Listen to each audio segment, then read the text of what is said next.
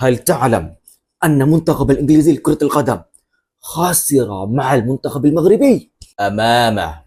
نعم، أنت أمامي الآن. لا لا لا لا لا، قصدي خسر أمامه. أردت أن تقول kalah dengan بالعربية، أليس كذلك؟ بلى. نعم، الصحيح هو خسر أمامه. لقد وقعت في الخطأ نفسه الذي ارتكبته أمس، إذ ترجم التركيب ترجمة حرفية، فعلينا أن نكثر من قراءة النصوص العربية. Nak mantapkan pentuturan bahasa Arab, ini dia, nota perbualan bahasa Arab. Merangkumi tajuk-tajuk yang kita selalu duk borak, tapi tak tahu macam mana nak cakap dalam bahasa Arab. Contoh macam zip terbuka, arahan dalam berbarisan dan banyak lagi. Tekan beg kuning.